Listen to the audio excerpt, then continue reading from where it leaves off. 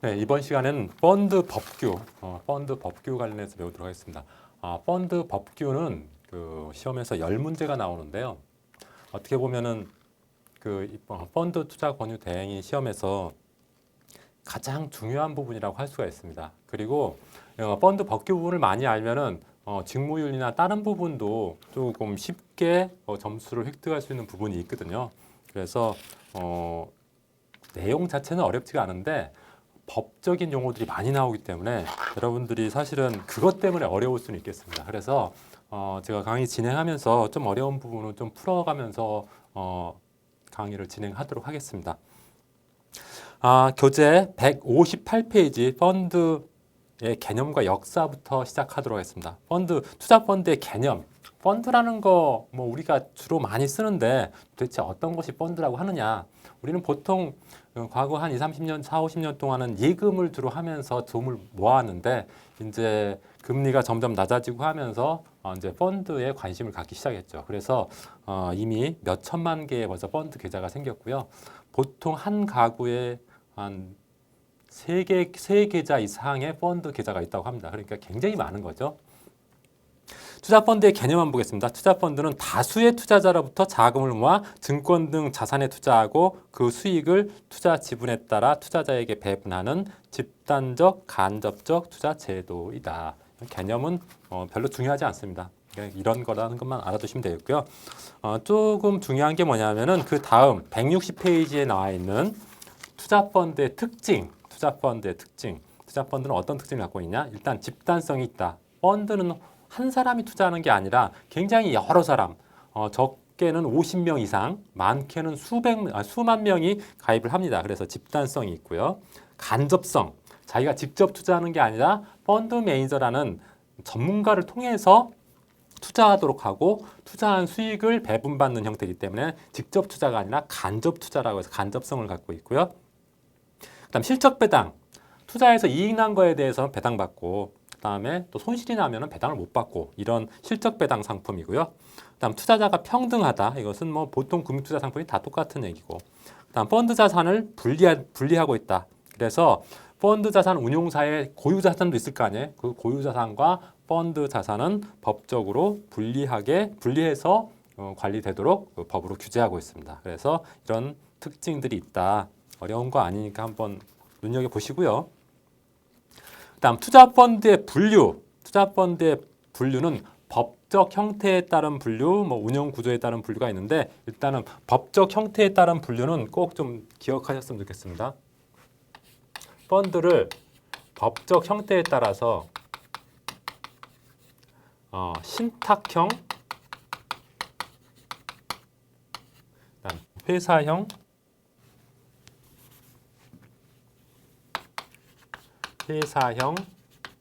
조합형으로 나눌 수 있습니다. 그래서 신탁형은 뭐 투자 신탁의 형태로 있고요. 회사형은 투자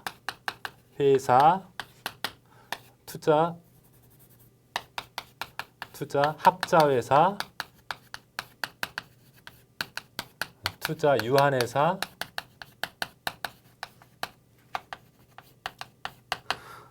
투자 유한 책임회사 이렇게 네 가지가 있고요. 회사형은 조합회는 투자 익명조합과 투자 합자조합이 있습니다. 투자 합자조합, 투자 익명조합 이렇게 우리나라 법적으로는 법적 형태로서는 투자 신탁의 형태는 7가지입니다. 신탁형 하나, 그다음 회사형 4개, 그리고 조합형 2개 이렇게 해서 7개의 형태를 가지고 있는데 종종 이게 시험에 나옵니다. 다음 중 뭐 우리나라 그 투자 펀드를 법적 형태로 구분할 때 뭐 잘못된 것은 해가지고 나오는데 별로 어렵지 않은 거니까 넘어가고 어쨌든 요 7가지 용어 자체는 좀 잘 기억하고 있었으면 좋겠습니다. 회사형에는 어떤 것이 있고 신탁형에는 어떤 것이 있고 조합형에는 어떤 것이 있는지. 그래서 그 중간 정도에 보면 나왔죠. 법적 형태에 따른 분류는 신탁형 펀드, 조합형 펀드, 회사형 펀드로 구분된다.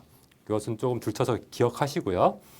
다음 운용 구조에 따라서 개방형 펀드하고 폐쇄형 펀드가 있는데 개방형 펀드는 환매가 만기 전에 환매가 가능한 펀드, 환매 청구권이 부여되는 펀드를 개방형 펀드라고 하고요.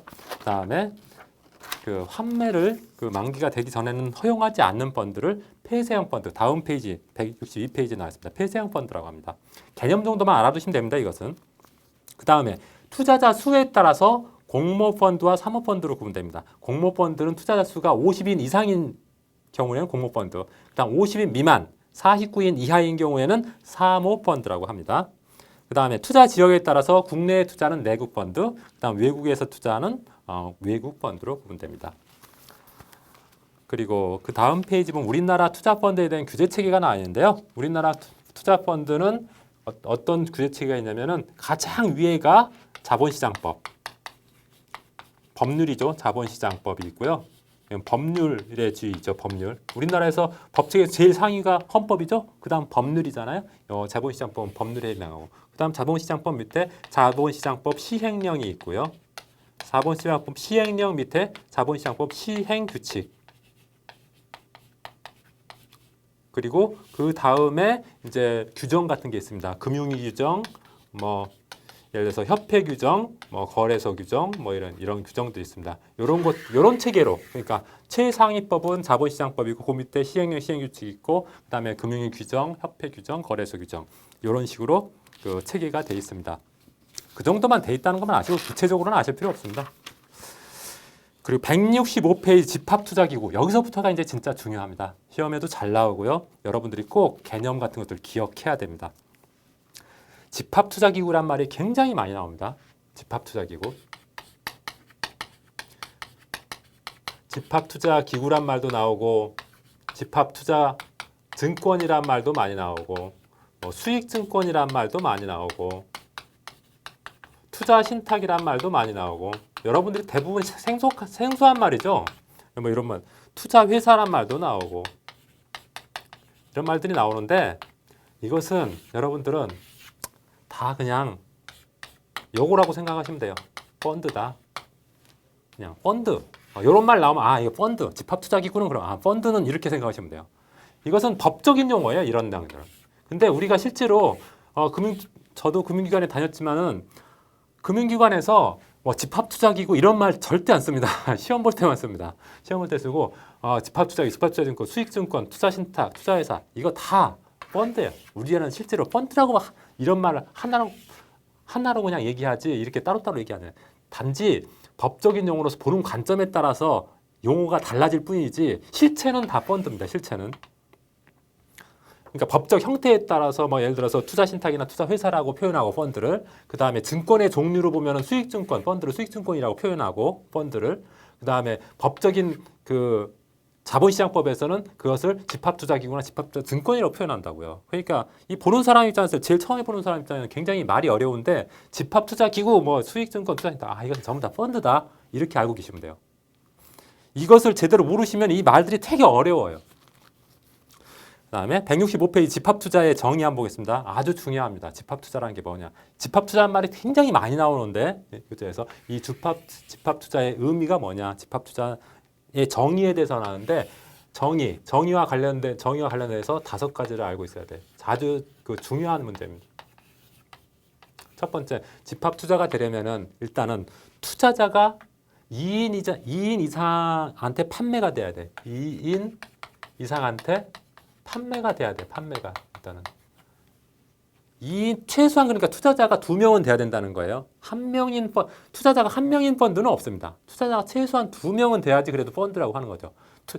집합 투자라는 것은 집단성이 있다 했잖아요. 여러 사람한테 하는 건데 1명은 집단이라고 말하지 않잖아요. 그러니까 최소한 2명 이상한테는 판매해야 돼요.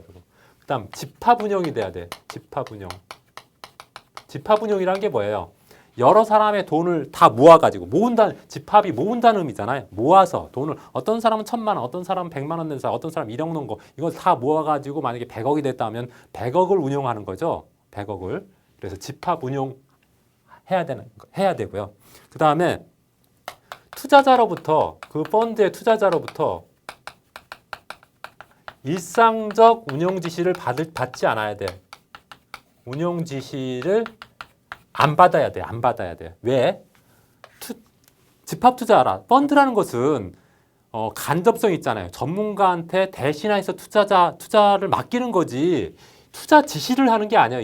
일상적으로 투자자가 너 이렇게 투자해라 지시하는 게 아니에요. 투자 지시는 누가 하냐면 펀드 매니저가 해요. 펀드 매니저가 운용사에 있는. 그러니까 투자자는 일상적 운용 지시를 하면 안 되는 거예요. 집합투자. 일상적 운용 지시를 해야 된다 그러면 틀린 말이 돼요. 집합투자에서는. 그리고 재산적 가치가 있는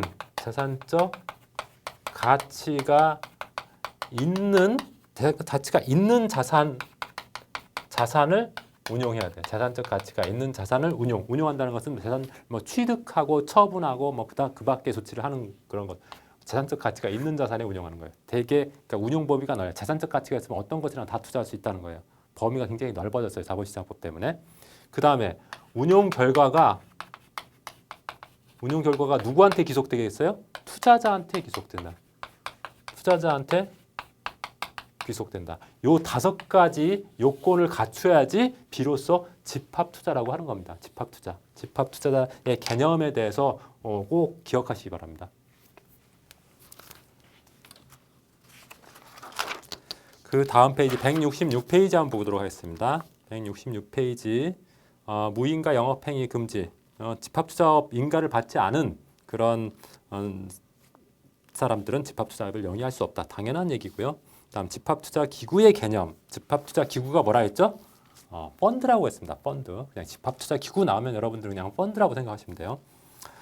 집합투자기구의 구조가 아주 중요합니다. 구조. 167페이지.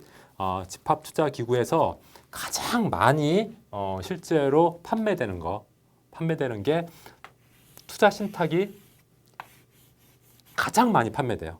금융기관에서 집합투자기구, 다시 말하면 펀드, 우리가 쉽게 말하면 펀드로서 가장 많이 팔리는 형태가 투자신탁 형태의 펀드가 가장 많이 판매됩니다. 그리고 그 다음으로 많이 판매되는 게 투자회사예요. 투자회사. 그래서 시험에 투자신탁이 가장 많이 나오고요. 그다음 투자회사가 두 번째로 많이 나와요. 그래서 나머지는 거의 없어요. 판매가 거의 안 돼요. 그래서 요것은 그냥 요 두 개를 제외한 나머지는 그냥 개념 정도만 아시면 돼요. 개념. 이게 이런 거구나. 개념 정도만 아시면 되고 요거 두 개는 아주 많이 아셔야 돼요. 특히 투자신탁은 제일 많이 알아야 돼요. 첫 번째, 그래서 투자신탁이 먼저 나왔죠. 투자신탁은 수익증권을 판매한 수익증권 형태로 판매되는 거예요. 수익증권 형태로. 어떤 증권의 형태로 판매된다는 거예요. 투자신탁은. 그래서 여기서 중요한 게 뭐냐면은 두 번째 단락에 보면은 투자신탁 관계에서 당사자가 나와 있죠. 당사자는 집합투자업자, 신탁업자, 수익자이다. 이 3당사자라 그래요. 3당사자의 어떤 권한, 권리가 굉장히 중요합니다. 투자신탁은 펀드인데 펀드에는 그 펀드를 주요 당사자가 3개 있어요. 3개. 집합투자업자, 신탁업자, 수익자. 근데 집합투자업자, 신탁업자, 수익자의 그 권한이 뭔가, 업무가 뭔가 이런 것을 아는 것을 굉장히 중요하단 말이에요. 집합투자업자란 말이 나왔습니다. 집합투자업자. 우리 잘 모르는 말이죠. 이게 또 집합투자업자는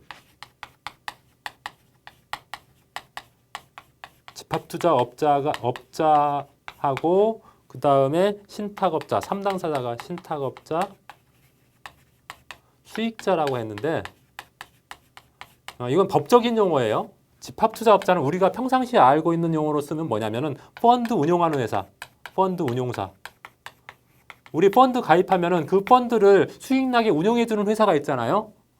그런 회사가 법적인 용어로는 집합투자업자라고 해요. 집합투자가 이런 게 집합투자라고 했잖아요. 이런 곳을 업으로 하는 자, 그 회사가 우리는 쉽게 이런 회사를 펀드 운용사라고 하죠. 펀드 운용사 또는 자산운용사. 무슨 자산운용, 삼성자산운용, 신영자산운용 이렇게 자산운용 회사가 있어요. 우리나라에서는. 그것을 법적인 용어로는 집합투자업자라 그런단 말이에요. 그러니까 집합투자업자 그러면 계속 이제 앞으로 나올 텐데 집합투자업자 그러면 여러분들은 펀드 운용하는 회사 이렇게 그냥 바로 머리에 떠올리시면 됩니다. 신탁업자는 뭐냐면은 펀드에서 예를 들어서 어떤 펀드에서 부동산에서 부동산을 샀다. 그럼 그 부동산을 보관하고 관리하는 회사가 필요하잖아요. 펀드를 운용하는 이 펀드 운용사에서 그것을 관리하지 않아요. 그거 관리할 시간이 없어요. 빨리 좋은 투자 수단 찾아가지고 투자하는 게 중요한 거지. 이 사람들이 그 유능한 펀드 매니저들이 그거 부동산 사가지고 관리하고 있으면 안 되잖아요. 관리는 딴 사람한테 맡겨야 되잖아. 그래서 이 신탁업자한테 맡기는데 신탁업자는 은행이라고 생각하시면 돼요. 보통 은행에다 맡깁니다. 그런 것은 은행. 신탁업자 그러면은 신탁업자는 그냥 은행에서 그런 것을 보관하고 관리해 준다. 운용은 펀드 운용사에서 하고. 다음 수익자는 뭘 말해요? 수익을 먹는 사람이니까 이 사람은 투자자를 수익자라고 표현합니다. 뭐 금융기관 입장에서 보면은 고객이죠, 고객이 수익자가 되는 거죠. 그래서 여기서 진짜 앞으로 계속 이제 뭐 집합투자업자, 신탁업자, 수익자가 나올 거예요. 그랬을 때 집합투자업자는 펀드 운용사, 자산운용사라고 생각하시면 되고요. 신탁업자는 요 집합투자업자가 산 펀드 운용사가 산 자산들 있잖아요. 그게 예를 들어서 뭐 부동산이 될 수도 있고 선박이 될 수도 있고 비행기가 될 수도 있고 이런 것들은 누가 보관하고 관리하냐? 요 은행이 한단 말이에요. 수익자는 투자자를 말한다, 고객을 말한다. 이제 개념에 대해서 말씀을 드렸고 이 사람들의 역할이나 권리가 뭐냐? 집합투자업자 여기 한번 두 번째 패러그램 한번 보시죠. 두 번째 달라. 당사자는 집합투자업자, 신탁업자, 수익자. 지금 투자신탁 얘기하는 거예요. 요 투자신탁의 당사자가 요 세 3당사자가 있어요. 근데 집합투자업자는 무슨 일을 하느냐? 투자신탁을 설정, 해지한다. 이거 다른 말로 뭐냐면 펀드를 만들고 펀드를 해지한다. 이런 일을 하는 데가 집합투자업자란 말이에요. 왜? 여기가 펀드 운용하는 데니까. 운용하는 회사잖아요. 자산 운용하는 회사니까. 그래서 펀드를 설정하고 해지하고. 그다음에 펀드 재산을 투자 운용, 투자 신탁 재산을 투자 운용한다는 말은 우리 쉬운 말로 하면 펀드 재산 있잖아요. 펀드에서 산 재산, 주식도 있을 수도 있고 뭐 부동산이 있을 수도 있고 선박 이것을 투자하고 운용한다. 집합투자업자. 그다음에 수익증권을 발행한다. 투자 신탁은 수익증권을 발행해요. 수익증권 수익증권의 형태로 그 증권이라는 것을 발행한단 말이에요. 수익증권 발행하는 업무를 한다. 이 세 가지 업무가 있어요. 크게 보면은 기억하시고. 다음 투자 신탁업자 보통 은행이 합니다. 신탁업은 은행은 어떤 일을 하냐? 신탁 재산의 보관 관리. 예를 들어서 집합투자업자 펀드 운용사가 부동산 사면 그것을 보관하고 관리하는 역할을 하고. 그다음에 집합투자업자가 운용 지시에 따라 자산을 취득하고 처분해. 집합투자 그 부동산 팔어 그러면은 팔고 그 부동산 사 그러면 사고. 집합투자업자가 운용 지시하면 신탁업자는 운용 지시한 대로 좀 수동적인 역할만 합니다. 다음 환매 대금 이익금을 지급하고요. 펀드 환매했을 때 돈 누가 주겠어요? 은행에서 준단 말이에요. 보통 돈이 은행에 은행에 있잖아요. 그래서 펀드 통장을 보면은 그 통장 제일 앞면에 보면은 그 은행 계좌가 찍혀 있어요. 가상은행 계좌가. 그게 뭐냐면 요 신탁업자예요. 신탁업자. 그 펀드의 신탁업자인 은행이에요. 그리고 뭐 여러 가지 그 밑에 뭐 운용 지시가 투자 설명서 신탁계약서에 위반되는지 여부를 감시하는 감시 기능을 한다. 요 집합투자업자가 제대로 운용하고 있는지 신탁업자가 감시하는 기능도 합니다. 다음 수익자는 누구예요? 투자자라 했죠. 투자자는 뭐 수익권이 있겠죠. 수익 나면 수익을 가져갈 수 있는 권리, 수익권이 있고. 다음 수익증권은 환매 청구. 환매란 말도 많이 하죠. 환매란 말도 굉장히 많이 나와요. 여기서 환매는 은행 예금에서 중도 해지란 말을 하고 똑같아요. 중도 해지. 우리 예금이 1년짜리인데 6개월 만에 깨면은 중도 해지라고 그러죠. 만기까지 가면 만기 해지라고 하고 만기까지 안 가고 중도에 깨는 걸 중도 해지라고 하잖아요. 펀드에서는 그냥 환매라고 표현을 해요. 해지하는 것을 환매라고 표현을 해요. 환매. 그러니까 용어만 좀 다르지 뜻은 그냥 중도 해지 이렇게 해요. 해지라는 해지 꼭 중도뿐만 아니라 만기 해지도 그냥 환매라고 해요. 중도 해지뿐만 아니라 만기 해지하는 것도 펀드에서는 환매라고 표현을 해요. 그 다음에 투자회사 한번 보세요. 투자회사는 주식을 발행하는 형태입니다. 주식. 회사니까. 주식회사에서는 이렇게 주식을 발행하잖아요. 회사 자본금이. 그래서 투자회사는 주식회사 제도를 직접 변형한 펀드라고 보시면 됩니다. 다음 페이지 한번 보겠습니다. 그래서 이게 제일 윗줄에 보면은 투자회사는 계속적과 달리 서류상회사 밑줄. 서류상회사야. 페이퍼 컴퍼니고요. 그래서 투자회사는 투자 업무 외의 업무를 할 수 없어요. 투자 업무 이외에는 업무를 할 수 없고 그 다음에 본점 외에 영업소를 둘 수가 없고요. 직원을 두거나 상근 임원을 둘 수 없어요. 그럼 누가 일하죠? 일은 그러니까 못하니까 서류안이 못하니까 투자회사는 모든 업무를 외부 전문가한테 위탁해야 합니다. 그렇게 형태로 되어 있습니다. 그래서 그런 내용이 밑으로 쭉 나와 있고요. 그 다음에 투자 신탁의 수익자 총회 아주 중요합니다. 아주 중요합니다. 시험에 아주 잘 나오고요. 실제로 그 수익자의 권리 의결권을 행사하기 위해서 수익자 총회에 가서 의결을 하기도 합니다.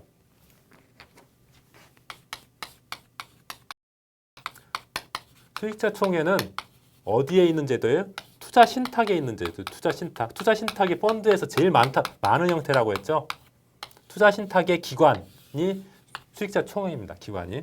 보통 주식회사는 주주총회가 있잖아요. 의결기관인 주주총회. 근데 투자 신탁에서는 그 의결기관이 수익자 총회. 수익자들이 모여, 수익자가 누구라 했죠? 투자자 있잖아요. 투자자들이 모여서 회의하는 데죠. 결국 뭐 하는 데? 의결하는 데, 의결. 무슨 중요한 일이 있을 때 의결하는 거. 그래서 수익자 총회 구성 및 권한. 그래서 수익자 총회는 전체 수익자로 구성된다. 다른 말로 하면 전체 투자자로 구성된다. 수익자 총회는 자본시장법 또는 신탁계약에서 정한 사항에 한하여 의결할 수 있다. 수익자 총회는 의결기관이에요. 의결하는데 어떤 것만 의결할 수 있어요? 자본시장법하고 신탁계약에 나온 사항만 의결할 수 있고 그 이외의 사항은 의결하지 못한다는 거죠. 그리고 의결하는데 어떤 것을 자본시장법에서 자본시장법은 수익자 총회에서 의결할 수 있는 것을 8가지로 규정하고 있어요. 8가지. 이게 중요합니다. 수익자 총회에서 의결할 수 있는 8가지. 어떤 것을 의결하냐면은 여기 1번부터 8번까지 나와 있죠. 1번부터 그 다음 페이지 9번까지 나와 있습니다. 9번까지 나와 있는데 이걸 다 외우기가 힘들잖아요. 외우기가 힘드니까 이렇게 구분하시면 돼요. 일단 의결을 하려면은 어떤 거 의결해야겠어요? 투자자한테 불리한 거.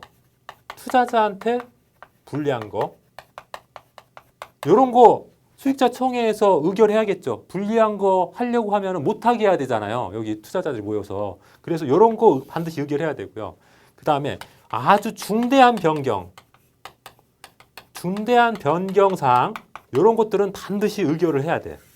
한번 볼까요? 여기서 1번 집합투자업자, 신탁업자 등이 받는 보수 수수료를 인상하는 거. 보수 수수료 인상하면은 투자자들한테 불리해요, 유리해요? 불리하죠. 비용이 더 많이 들어가니까. 그러니까 이게 불리한 거 하려고 그러면 못하게 수익자 총회에서 막아야겠죠. 그래서 의결해야 돼. 물론 이제 뭐 굳이 필요하다면 또 그 여기서 찬성을 받아서 할 수도 있죠. 어쨌든 불리한 건 수익자 총회 의결을 거쳐야 돼. 그러니까 뭐 이 보수나 수수료 인상하는 것은 당연히 의결을 해야 될 거고요.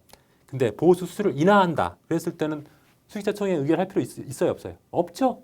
수수료 내던 거 예를 들어서 2%였는데 1% 줄여준다. 그거 굳이 수익자 총회에 모여서 의결할 필요 없잖아요. 유리한 거니까.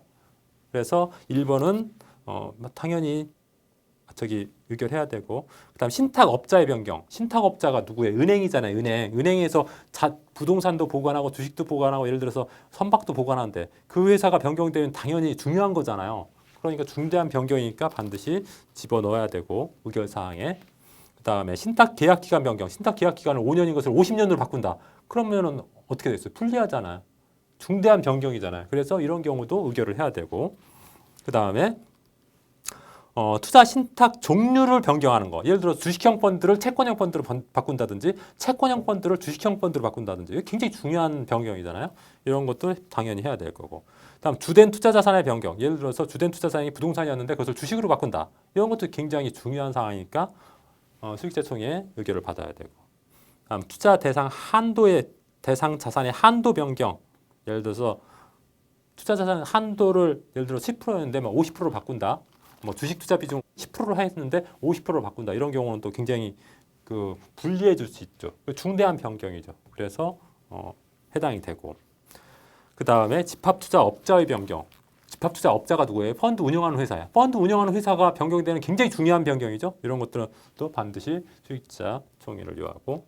그 다음에 환매 금지형 투자 신탁이 아닌 신탁에서 환매 금지형 신탁으로 변경하는 거. 이거 다른 말로 표현하면 뭐냐면은 개방형 펀드를 폐쇄형 펀드로 변경하는 거예요. 개방형 펀드는 환매가 언제든지 가능한 거고 폐쇄형 펀드는 환매가 허용되지 않는 펀드잖아요. 그럼 불리하잖아. 그러니까 당연히 의결을 거쳐야 되고 환매대금 지급일을 연장하는 거 이런 것도 환매대금을 지급일을 연장하면 그 투자자한테 불리하죠. 이런 상황은 반드시 의결을 거치도록 해야겠죠. 근데 환매대금 지급일을 단축시켰다. 이것은 여기 의결 필요해요, 안 필요해요? 안 필요하겠죠.